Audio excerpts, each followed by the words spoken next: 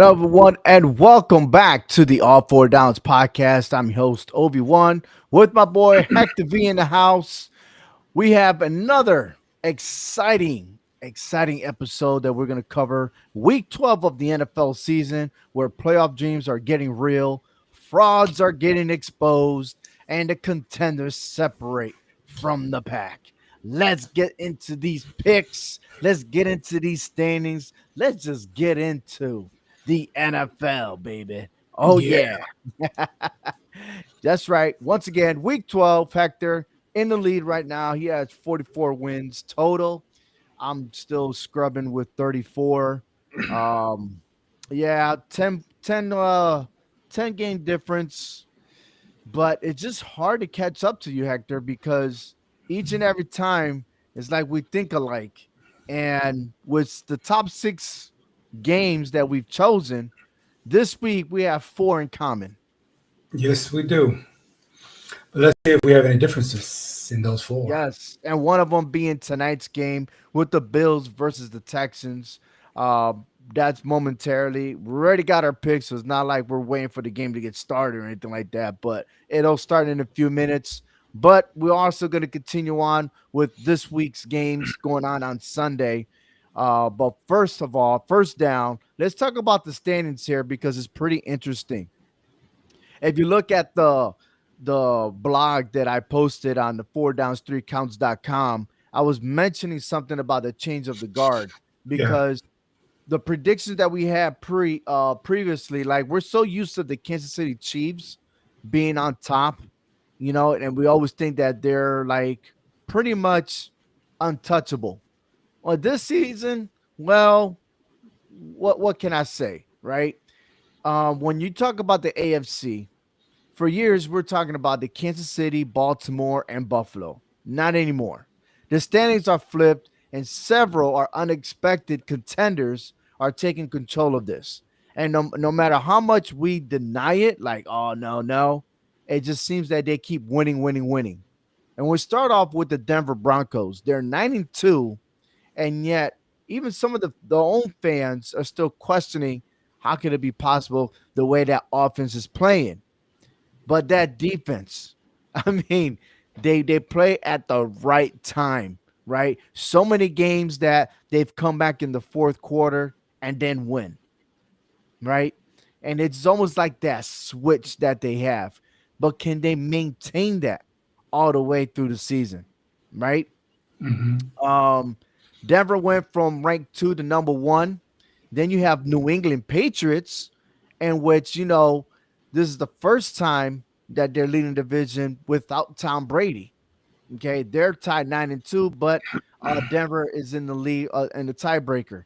Then you also have the Indianapolis Colts, where they were the top team, and after that loss, they dropped to number three. And Pittsburgh Steelers 6-4. They remained there in the fourth. It's like the AFC North was supposed to be the most competitive, are like last year's AFC South, pretty much. yeah, that is true. It seems like there's always going to be one of those divisions, whether and mainly either the North or the South, that's always going to hover into that number four spot. It seems like they cannot seem to compete with the other three divisions for some reason. I don't know why. Um, I mean, and remember they don't dealing with injuries. The Cincinnati Bengals, we know they never had defense. The yeah, Cleveland Browns, they rely on their run game, and they would have had at least a quarterback, but they let go of their quarterback, and Deshaun Watson, he's out. Flacco hmm went to a different team, right? And then the Baltimore Ravens, which now they're in high gear on a winning streak.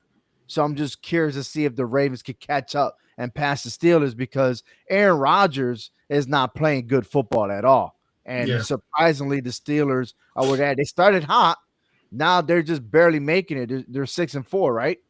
yeah, So you got like two other teams in the wild card that are way better than the Steelers, like the Buffalo Bills, 7-3, the Los Angeles Chargers, who, it's some I'm left questioning as damn, you could have had a better record, but they're 7-4. And then you got the Jacksonville Jaguars. They're playing hard every game, right? hmm And they're 6-4. So like those three wild card teams, it just makes it more competitive for the Steelers, right? To make them look like the AFC North is pretty much no good, right? Yeah. But surprisingly, now, like I said, instead of monitoring 9 teams, now we got to monitor 10 teams because the Baltimore Ravens are making a run. So you Mm. got the Texans, Chiefs, and Ravens, all three teams tied with the record of 5-5.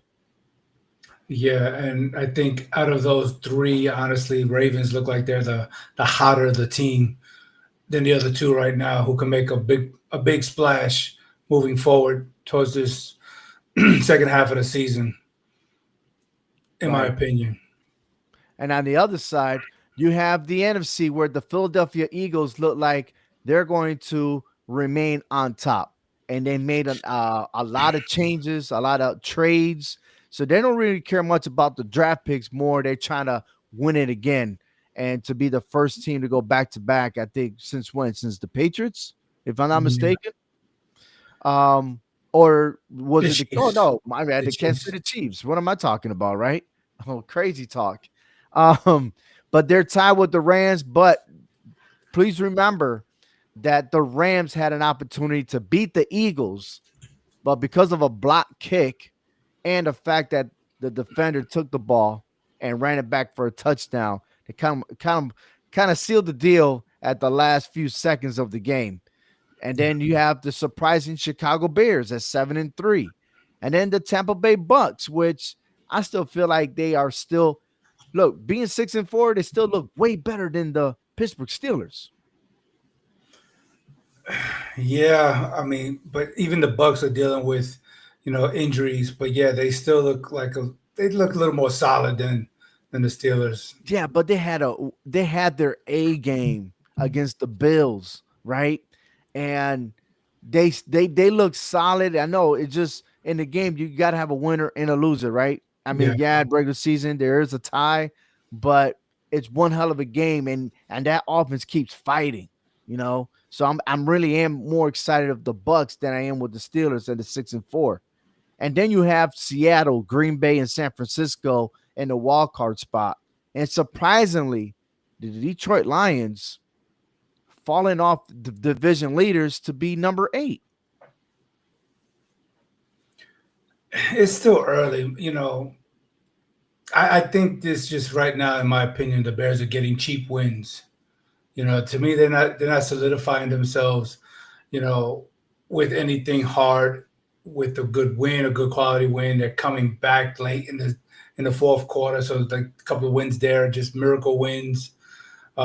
So yeah, but you find a way of winning, so you can't really fault them for that. That's the way you play the game, and but the quality of opponent that they've been having in 10 games is it's not impressive to me. So Mm, to me they're doing what they're supposed to do with the schedule that they've been given, and it's just fortunate for them that the wins that they've got, the teams that they've been playing, a lot of them have been hurt because you think about it, the Bears started off, I believe, 0-2 to start the season, and now they've turned it up to 7-3, just like that. yeah. And then at the bottom of that list, you have the Carolina Panthers at 6-5. They're still in the playoff hunt. So you're Mm. right. We're in week 12, and with 6 more weeks to go in the NFL, I'm just curious to see as to how things will develop. And it's okay to have new teams in the playoffs, right? Yeah, The competition is real, and it's almost like I said. If you follow the 4downs3counts.com, you could read the blog that I written about changing of the guard because we're about to see new faces, new teams in the playoff picture. We'll move on to second down and let's talk about the MVP so far. And usually we hear the same people over and over again, right? From the Buffalo Bills quarterback to the Baltimore Ravens quarterback. You don't hear it anywhere else, right? Or the Kansas City Chiefs. But the two people that stood out to me is no other than the running back of the Indianapolis Colts, Jonathan Taylor, who is the leading rusher at this moment, over 1,000 yards, 15 rushing touchdowns, and the wide receiver from the Seahawks, Jackson Smith, who is the only wide receiver over 1,000 yards, right? And yeah, he has tied uh, with 5 touchdown passes, but these guys are leading the way within their team. And rightfully so. You see where their teams are at right now. For the Colts being in first place, one of the great records, and then the Seahawks, they just still fighting in a very dominant division right now. And so that division is wide open, and they're doing great things, winning quality games. And so we're having a quality receiver like that helps him out. Helps Sam Donald out. So yeah, I like it. Look, with the performance and everything else, I gotta ask you, um, do you think that these two players are kind of like faded away because people like Josh Allen in the Bills, who are always well known, or Patrick Mahomes, should he get that little run in there? Do you think that the award itself is more driven for a quarterback, not so much for like any other position? That's exactly how it feels. It seems like the award is for the quarterback, and no one else. Is like, and I think the committee needs to really really look into this and give it to the person who really deserves it. It's an MVP. It's the most valuable player. What did that player do that was valuable for that team? No matter the record. I mean, my thing is, you can outshine yourself over every other player, but if you're on a bad team, it seems like you get overlooked. It's an individual award, but yes, you are getting that award based on your teammates helping you get that award, but it's an individual performance. You got to make the moves to get that touchdowns, to get them yardage. And so the quarterback, they just lob it up and hope for a prayer sometimes that the receiver or the running back catches the ball and make them look good. And that's what's the problem nowadays. The receivers and the running backs are making the quarterbacks shine bright, and that's not fair. And that's why these quarterbacks get in the awards. They need to look at this. These are the positions that are, so tough, week after week, that these guys, especially the running back, you got to think about the line that they got to break through. You know what I'm saying? These big guys, that they have to rush through just to break open to get open sometimes. They're not wide receivers. They're not as fast as a wide receiver. They can't just get wide open that easy, 15, 20 yards down the field that fast. So you got to really look at that. And I don't think that the committee does that. I mean, it's sad to say that it's almost a quarterback driven award, and I don't like it. All right, let's go ahead and move on to third down. And listen, it's our picks. We'll start off with our first game, and no other than the Bills versus the Texans. This is an Nah, interesting match because of the fact that the last time Bills went to Houston, they got taken care of, man. The Bills lost, and we're back at it again in Houston. Are the Bills in trouble, or can they prevail? What's your take? I think the Buffalo is going to prevail here. I know they've fallen flat on their face plenty of times, but I think they've learned how to get up and tie them shoelaces pretty tight, make a double knot, and keep moving forward here. So Double knot, huh? All Yeah, right. Yeah. Yeah. I got I Buffalo like that. winning.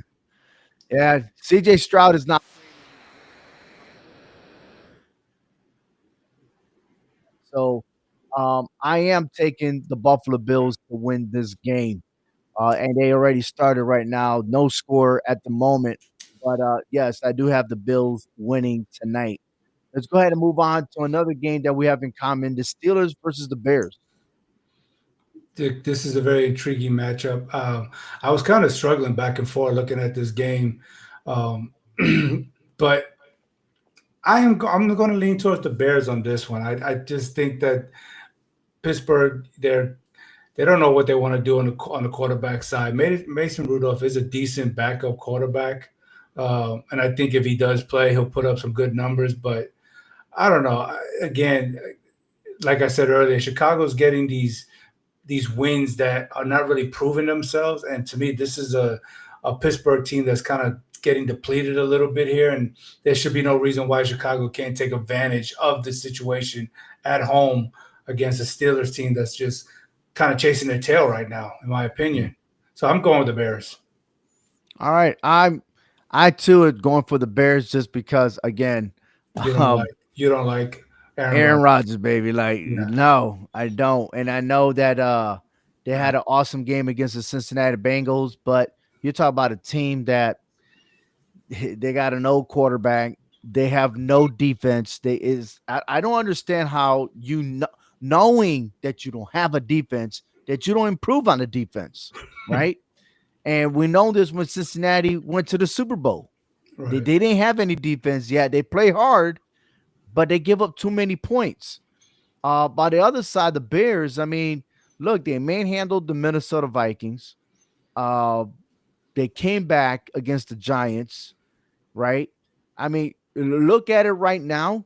You would think that the Steelers should be favored because the comparison against the Bengals.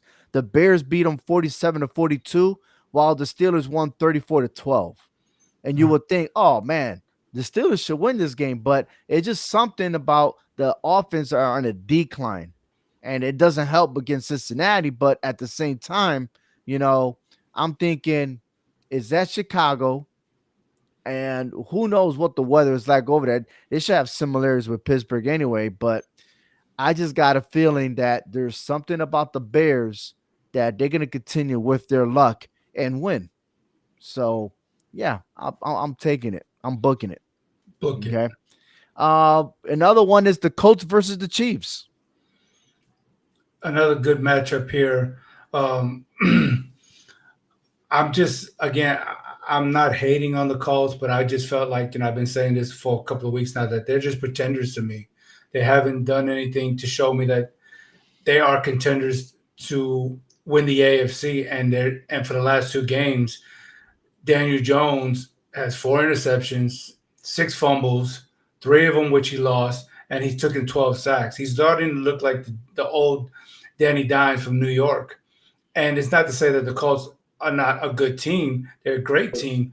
But then, what are they do? What are they changing now? All of a sudden, that Daniel Jones is acting like the old Daniel Jones, and for that, I think again, Kansas City being at home in this game, I feel like they're gonna have to rely on Jonathan Taylor, and that may not be a good thing, but that might be the only thing that they have, because the Chiefs has held, I think, three of the last four opponents to 60 yards or less. So if they contain Jonathan Taylor, it's going to be a long day for the Colts. I'm going with the Chiefs on this one. Listen, the Chiefs played outright outstanding against Buffalo, but fell short. They fell short to Denver, so that was back-to-back losses. I don't see the Chiefs losing three in a row. Um, I know they're 5-5, and Mm-hmm. they know that they're in trouble right now. They know they're outside looking in. Yeah. As far as the Colts going to overtime against a lot of Falcons, it's a shocker if you're in first place. And so, and then you come off of a loss against Pittsburgh. Their schedule's really in their favor. I think the victory that they could claim is over the Chargers, but I'm with you. I am taking the Chiefs. I'm not giving up on the Chiefs, but something's got to give, because if the Chiefs end up losing, kiss them goodbye. I'm just gonna say it right there. Right. They're Yeah. done. They're Yeah. very done. Right. So I'm giving it to the Chiefs right here. Another thing we have in common are the Tampa Bay Buccaneers versus the Rams. I like this matchup for for was it Sunday Night Football here. I was kind of struggling with this game because I just expect more from Tampa Bay, but I know they're banged up here, and that's what kind of worries me here. So I think the Rams are going to exploit everything that's wrong with the Buccaneers in this game, and I think the Rams are going to win. I got the Rams winning this game. I hate to say it because I was so high on Tampa Bay. Listen, I said it before during preseason that the Rams were going to go to the Super Bowl. I picked them. I'm going to ride with them. They won their last 5 games convincingly.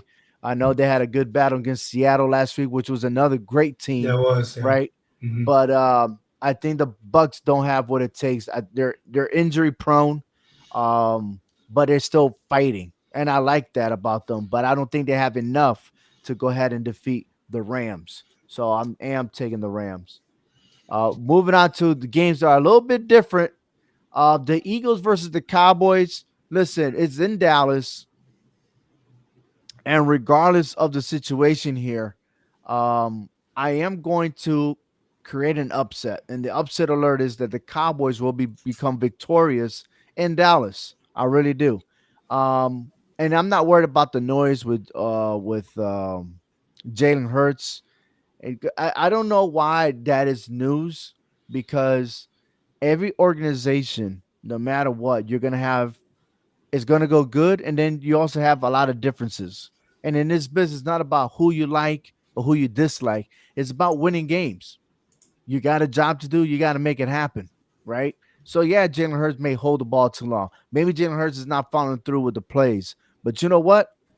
The Eagles are winning regardless. They're in first place for a reason.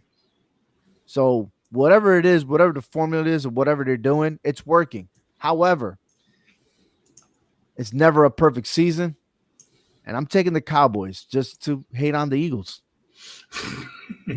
You would think Aaron Rodgers is over there.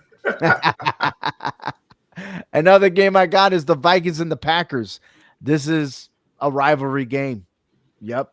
And it's in Green Bay. But man, I don't know why I'm doing this. I don't know. I am going for the Vikings to beat the Packers. It sounds great. I love it. I'm booking it. Why not? Why not? The purple people eaters take down the pack attack. Nice. You have the Falcons versus the Saints.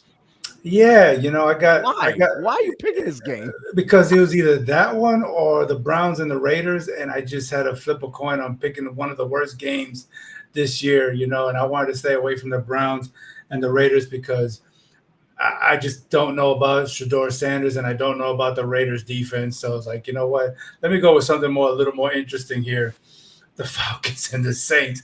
Look, the Saints are playing better than what their record shows. They just can't seem to finish anything. But they have that veteran leadership that keeps them moving in the right direction, at least. And they have more promise than what the Falcons got. I mean, the Falcons just lost that. They just lost their quarterback. Their offensive line is all banged up. Their defensive line is in shambles. I don't see any reason why the Saints at home don't get the win. So give me the Saints to win this game. All right. More power to you. And Yeah. lastly, you have the Panthers versus the 49ers. Monday Night Football, baby. I'm liking the 49ers here at home to win this game. They haven't won consecutive games since I think somewhere in the middle of September, I think. But I think they'll get back on track. You know, it's weird how the Panthers have the worst point differential of any team with a record of 500 or better this year. And that is just, I don't know, that's confusing. That's sad. I don't know. But I think the 49ers are just going to do what they want, when they want, and how they want on Monday Night Football against the Panthers. So book it. 49ers win this game. You know, I'm still surprised that Jones is leading the way as a quarterback with over 2,000 yards of passing. Mm-hmm. Um, and Bryce Young, he's playing. You know, they got all they have him. The only thing is for the, because you say you're going for the 49ers, right? Yes.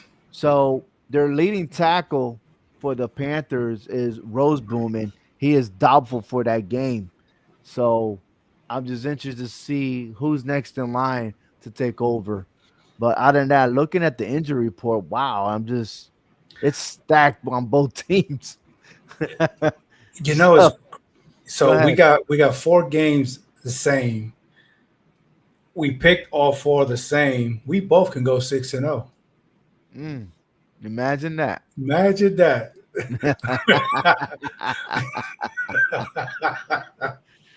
Oh boy. Well, at least look, we both went even this past weekend. Yeah, Let's we hope that straight one of line. us could finish undefeated, because you got an asterisk on yours because of that one tie. Oh well, it's still undefeated. Still a No, 0 it's in the not. You loss didn't column. complete. Yeah, I didn't see a six. I didn't see a 1 in the loss column though. 5-0 and Didn't see 1, a baby. six. I'm just 5-0 and saying. 1. I'm just You don't want to saying. get full credit for all six. Hey, I still got a 0 in the loss column, so that's a good thing.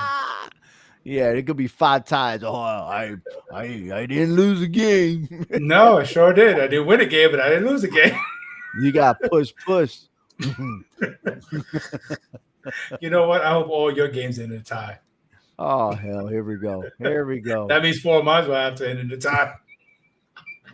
You've been listening to the All Four Downs podcast with Ovi and Hector. Make sure you subscribe, follow, and share the show. Check out more of the content on 4downs3counts.com and follow us with our conversation on social media platform. You can find us on Facebook, Twitter, or Blue Sky. Until next time, enjoy your week 12 games and what you got this weekend. Let us know. Because Sunday, I'm on DraftKings making my picks, baby. I love it. Yeah. Take care, everyone. God, I love Peace. some football. Yeah.